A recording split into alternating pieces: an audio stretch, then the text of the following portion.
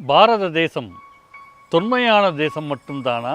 இல்லை, தொழில் தேசமாக தொடக்கத்திலிருந்தே இருந்ததாம். ஆச்சரியமான விஷயங்களை அளிக்கிறார் சத்குரு. இந்த நாட்டை இயங்கச் செய்வது எது? வெளியிலிருந்து பார்ப்பவர்கள் நாம் ஏதோ பெருங்குழப்பத்தில் இருப்பதாக எண்ணலாம். இந்த தேசம் ஒரு பெரு வணிகமாக மாற வேண்டுமென்றால் வழி தரக்கூடிய சில மாற்றங்களை நாம் செய்ய வேண்டும். அடுத்த சில ஆண்டுகளில் சில அடிகளை நாம் வலிமையாக எடுத்து வைத்தால் நடப்பதெல்லாம் மிகச்சிறந்தவையாக இருக்கும்.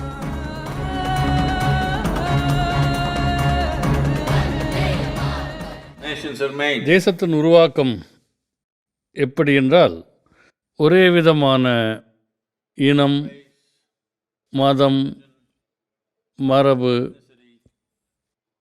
கோட்பாடுகள், மொழிகள். ஆனால் இந்தியா இவை அனைத்திலுமே வேற்றுமைகள் கொண்ட நாடு.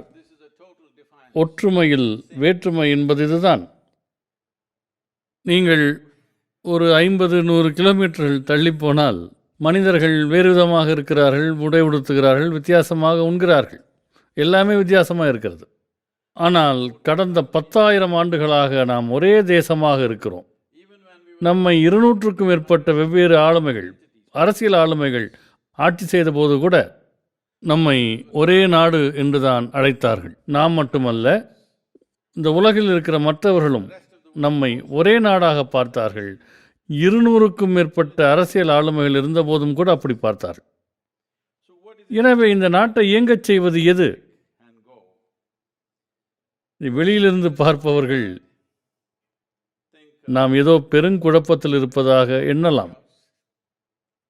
ஆனால் நம் குழப்பம் எப்படி என்றால், ஒழுங்குபடுத்தப்பட்ட ஒரு நந்தவனத்தை ஒரு காட்டோடு ஒப்பிட்டால், சீரமைக்கப்பட்ட நந்தவனத்தில் வாழ்ந்தவர்கள் காட்டில் காணாமல் தான் போவார்கள்.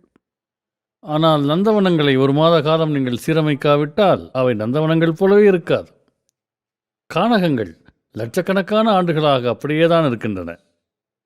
எனவே மேலோட்டமாக கூச்சலும் குழப்பமாய் தெரிகிற ஒன்று அடித்தளத்தில் மிக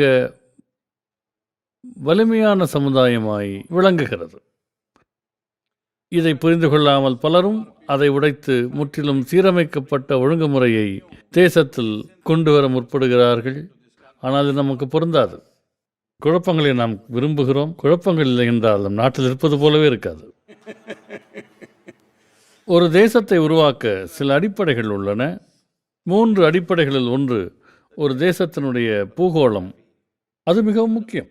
பூகோளம் என்று வரும்போது 1947 புதிய இந்தியாவை வடிவமைத்த போது ஒரு அடிப்படையான தவறை நாம் செய்தோம். தேசத்தை 3 துண்டுகளாக உடைத்தோம். 3 துண்டுகள். இந்த பிளவு காலங்காலமாய் நீடிக்கும் சிக்கல் ஒன்றை உருவாக்கும் என்பது அப்போது புரியவில்லை. அதாவது 1947-48 என்ன நடந்தது என்ற அரசியல் வர்ணனை தர நான் இங்கு வரவில்லை. ஆனால் முக்கியமானது என்னவென்றால், இந்த தேசம் எப்போதுமே வணிக தேசமாகவே இருந்து வந்திருக்கிறது. அரசியல் அடையாளங்கள் வந்து போயின. அரசர்களும் சாம்ராஜ்யங்களும் வந்து சென்றும் கூட வணிகம் நடந்து கொண்டே இருந்தது. இந்த பூமியிலேயே பெரும் வணிகத்தை நாம் தான் நிகழ்த்தி கொண்டிருந்தோம். இந்த கொலம்பஸ்கள், வாஸ்கோடகாமாக்கள் எல்லாம் ஏதோ கடல் பயணத்தின் பரவசத்துக்காக இந்த பயணங்களை மேற்கொள்ளவில்லை. பூமியின் மிகப்பெரிய வணிகம் எங்கே நடக்கிறது என்று பார்ப்பதற்காகத்தான் வந்தார்கள். நடுவில் அப்படி தேடி வந்த பல பேர் கடல் மூழ்கிவிட்டார்கள். அது பற்றி யாரும் பேசுவதில்லை. எனவே இதுதான் பொருளாதாரத்தில் மிகப்பெரிய நாடு. அது அப்படி இருந்ததற்கு காரணம் இது வணிக தேசம் என்பதுதான்.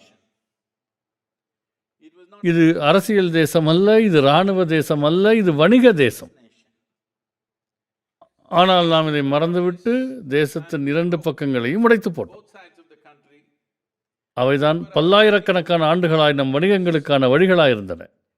நாம் காலங்காலமாய் பயணம் செய்த பாதைகளை உடைத்து இந்த தேசத்தை உருவாக்கி இருக்கிறோம். ஏனென்றால் சுதந்திரமடைய போகிறோம் என்னும் பரவசம் நம் கண்களை கொஞ்சம் மறைத்தது.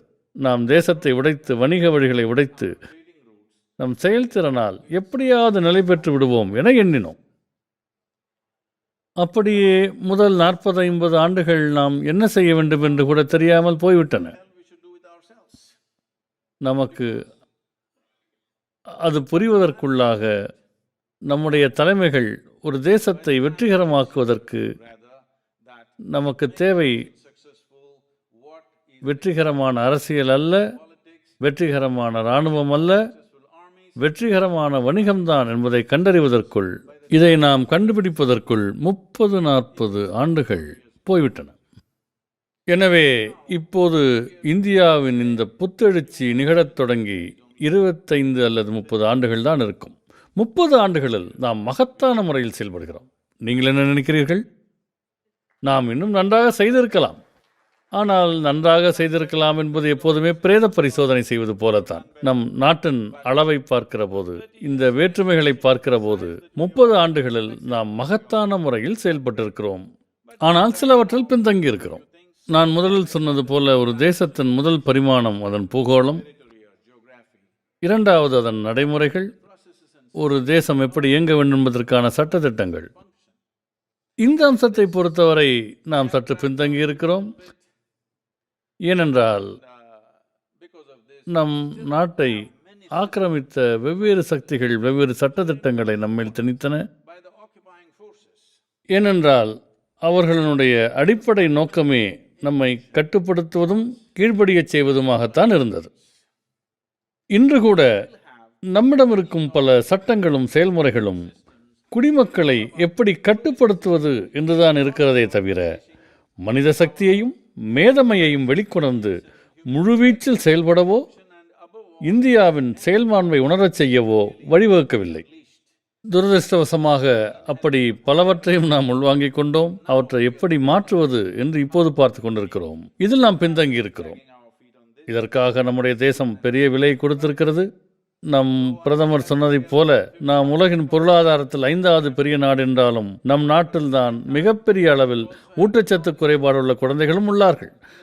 எனவே இரண்டும் உண்டு. நாம் எதிர்கொள்வதற்கும் சவால்கள் இருக்கின்றன, கடந்து வந்த பாதையில் விட்டு வந்தவையும் இருக்கின்றன. அவற்றை முன்னெடுக்க முயற்சிக்கிறோம். ஆனால் இந்த தேசத்தை நிர்வகிக்கக்கூடிய சட்டத்திட்டங்களையும் செயல்முறைகளையும் தீர்மானிப்பதில் நாம் மிகவும் பின்தங்கி இருக்கிறோம். மூன்றாவதாக, கடைசியானது ஆனால் மிக முக்கியமான பரிமாணம், ஒரு தேசத்தின் மக்கள். மக்கள் மனங்களிலும் இதயங்களிலும் தேசத்தை நீங்கள் உருவாக்காவிட்டால் தேசம் என்பதே இல்லை. தேசம் என்பது ஒரு கோட்பாடு. நம் எண்ணங்களையும் உணர்ச்சிகளையும் அது ஈடுபடுத்தினால் அது அற்புதமான கோட்பாடு, இல்லை என்றால் அது மிக மோசமான கோட்பாடு. இது தேசத்திற்கும் பொருந்தும், சமூகத்தின் சிறிய அடையாளமாகிய குடும்பத்திற்கும் பொருந்தும். எனவே உதாரணமாக, திருமணம் என்பது என்ன? அது ஒரு கோட்பாடு. ஆனால் உங்கள் எண்ணங்களையும் உணர்ச்சிகளையும் அதில் முழுமையாக நீங்கள் ஈடுபடுத்தினால் அது அற்புதமான கோட்பாடு. இல்லை என்றால் மிகவும் பயங்கரமான கோட்பாடாகிவிடும். ஒருவர் எவ்வளவு தூரம் அதில் தன்னை ஈடுபடுத்திக் கொள்கிறார் என்பதில்தான் எல்லாம் இருக்கிறது. இது தேசத்திற்கும் பொருந்தும். தேசிய உணர்வில் எந்த அளவுக்கு நம்ம ஈடுபடுத்திக் கொள்கிறோமோ அதற்கேற்ப அது சிறந்ததாக இருக்கும் அல்லது பயங்கரமானதாக இருக்கும். இதில் நாம் கொஞ்சம் முன்னும் பின்னுமாக இருக்கிறோம்.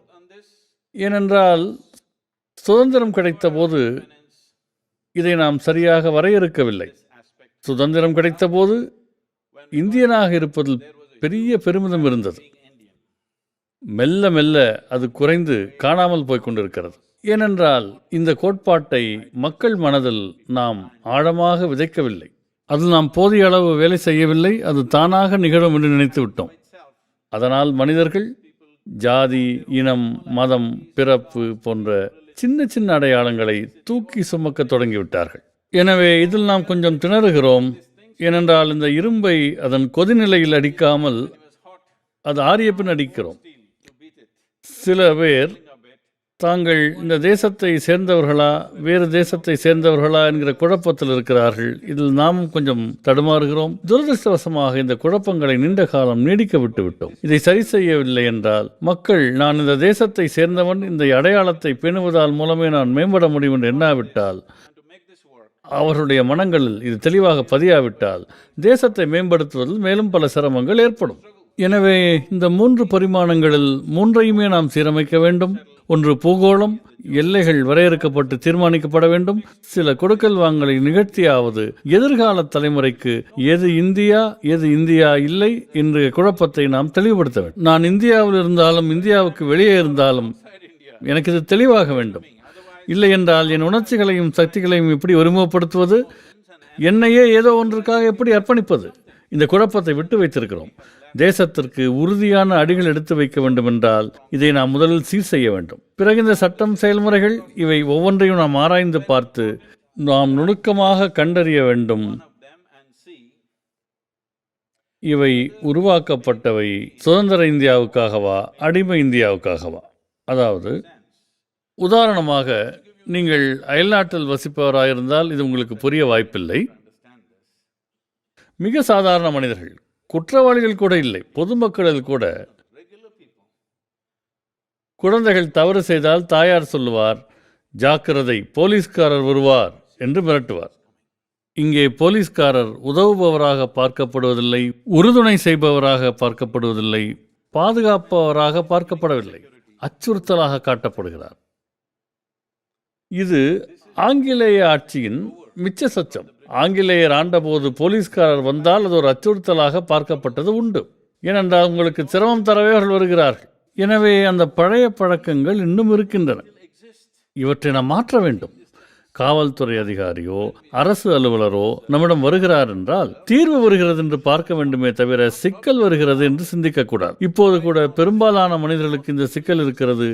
கொள்கை மாற்றங்களை ஏற்படுத்த நாம் தயங்குகிறோம் என்றால் அதிரடி மாற்றங்களை செய்கிற போது நாம் தயாராக இல்லாவிட்டால் சில வலிகள் ஏற்படும். அந்த வலிகளை தாண்டி வருகிற மாற்றங்களை எதிர்கொள்ள நாம் தயாரில்லை என்றால், அந்த சிறிய வலியை கூட நம்மால் தாங்க முடியாது என்றால், எந்த மாற்றமும் செய்ய மாட்டோம் என்றால் நாம் தேங்கி போவோம்.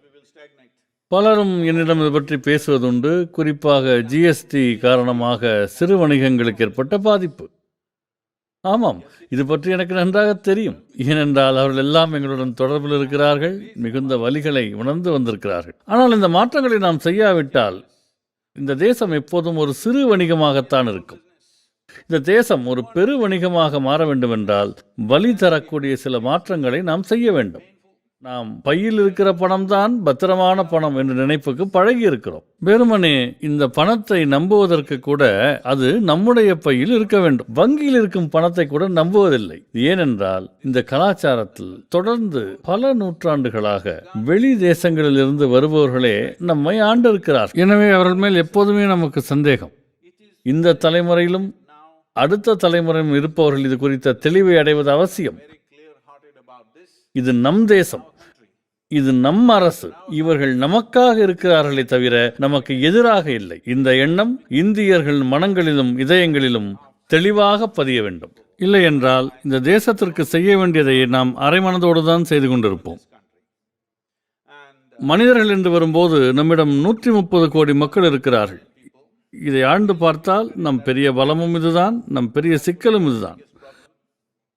130 கோடி மனிதர்களும் கல்வி கற்று திறமையானவர்களாக ஒருமுக சிந்தனையோடு உற்சாகத்தோடு இருந்தால் யாராலும் கற்பனை செய்ய முடியாத அற்புதங்களை நாம் நிகழ்த்தலாம். ஆனால் அவர்களை திறமையற்றவர்களாக, இலக்கற்றவர்களாக, உற்சாகமற்றவர்களாக விட்டால் அது சீரழிவுக்குத்தான் வழிவகுக்கும். எனவே நம் உண்மையான சவால் எது என்றால், நம்மிடம் இருக்கும் மனித சக்தியை மகத்தான சக்தியாக மாற்றுகிறோமா அல்லது மிகப்பெரிய சிக்கலாக ஆக்கிக் கொள்ளப் போகிறோமா என்பதுதான். இந்த சவாலை சந்திக்க வேண்டும் என்றால் கொள்கை அளவில் மகத்தான மாற்றங்கள் நிகழ வேண்டும். ஒரு தேசம் என்று வருகிற போது நாம் ஒரு முக்கியமான விளிம்பில் நிற்கிறோம். இந்த விளிம்பை தாண்டி செல்லுகிற உறுதியும் வலிமையும் நமக்கு இருக்குமா அல்லது நாம் அங்கேயே உட்கார்ந்திருக்க போகிறோமா?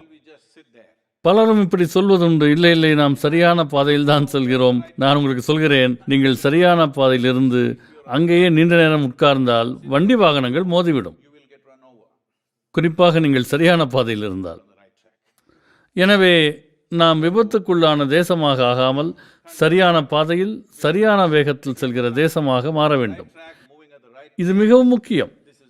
நான் முன்னர் சொன்னது போல இது வணிகத்தின் கைகளில் இருக்கிறது. அரசியல் தலைமை நிரல்களை வளர்க்கலாம், கொள்கைகள் அமைக்கலாம். ஆனால் வணிகம் உயிர்ப்போடு நடந்தால்தான் ஒரு தேசம் நிகழ்கிறது. அதில் சிரமங்கள் இருப்பது எனக்கு தெரியும். சவால்கள் இருப்பது தெரியும். ஊழல் போல எவ்வளவோ பிரச்சனைகள் இருக்கின்றன, வழியெங்கும் தடைகள் இருக்கின்றன. ஆனால் இது நமக்கான நேரம். நம் மகத்தான பழைய பெருமைகளை பேசலாம், தவறில்லை. ஆனால் இங்கு நாம் வாழும் காலத்தை மனிதகுல வரலாற்றின் மகத்தான காலகட்டமாக்குவோமா அல்லது மிக மோசமான காலகட்டமாக்குவோமா என்பது. எத்தனையோ சவால்கள் உள்ளன. சுற்றுச்சூழல் சவால்கள், ஊட்டச்சத்து தொடர்பான சவால்கள், நிர்வாகம் தொடர்பான சவால்கள், முதலீடு தொடர்பான சவால்கள் எல்லாம் இருந்தாலும் இந்த தேசத்திற்கு என்னென்ன வாய்ப்புகள் எல்லாம் இருக்கின்றன என்று பார்க்கும்போது இந்த சவால்கள் மிகச் சிறியவை.